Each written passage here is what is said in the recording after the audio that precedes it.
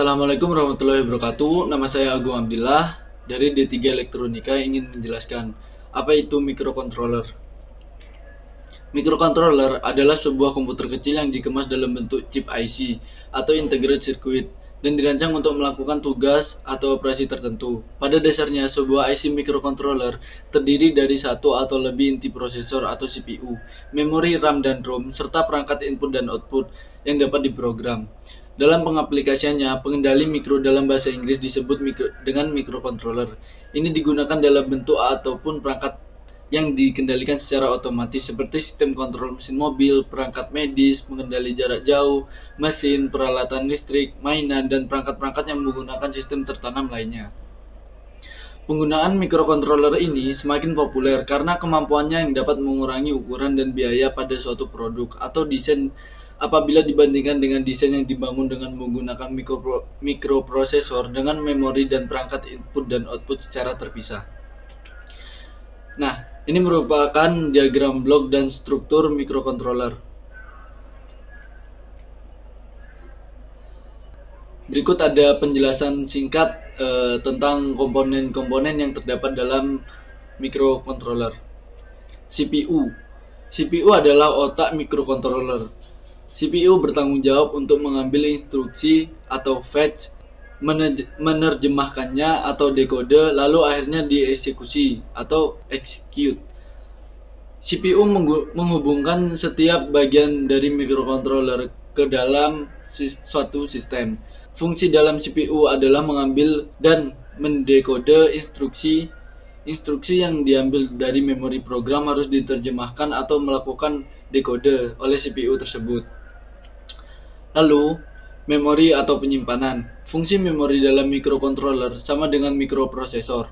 Memori ini digunakan untuk menyimpan data dan program. Sebuah microcontroller biasanya memiliki sejumlah RAM dan ROM atau EEPROM, EPROM, dan lain-lain. Atau memori flash untuk menyimpan kode sumber program atau source kode program. Port input atau output paralel.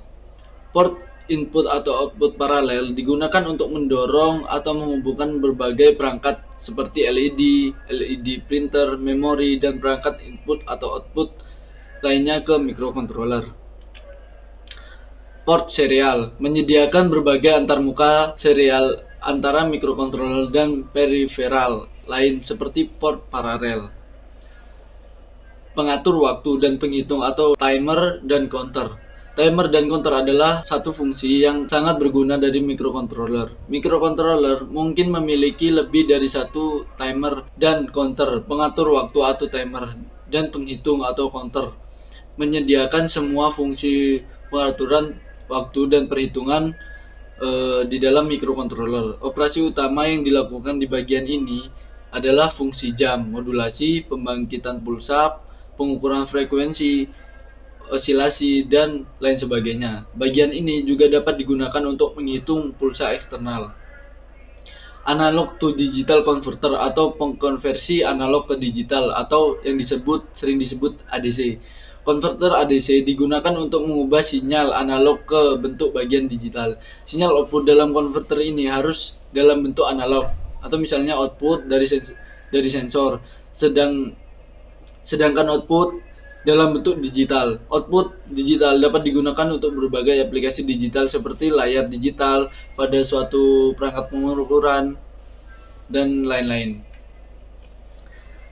Digital to analog converter atau pengonversi digital ke analog atau DAC melakukan operasi pembalikan konversi ADC. DAC mengubah sinyal digital menjadi format analog. Ini biasanya digunakan untuk pengendalian perangkat analog seperti motor DC dan lain sebagainya.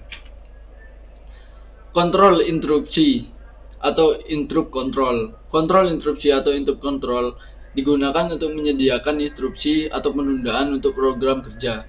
Interrupt dapat berupa eksternal atau diaktifkan dengan menggunakan pin interrupt atau internal dengan menggunakan instruksi interupsi selama pemrograman. Blok fungsi khusus atau special function block. Beberapa microcontroller yang hanya dapat digunakan untuk beberapa aplikasi khusus, misalnya sistem robotik, Pengontrol ini memiliki beberapa port tambahan untuk melakukan operasi khusus tersebut yang umumnya dinamakan dengan blok fungsi khusus. Nah, dalam microcontroller ini juga terdapat keunggulan dan kelemahan. Nah, berikut keunggulan dari microcontroller. Microcontroller bertindak sebagai mikrokomputer tanpa harus ada komponen digital tambahan lainnya.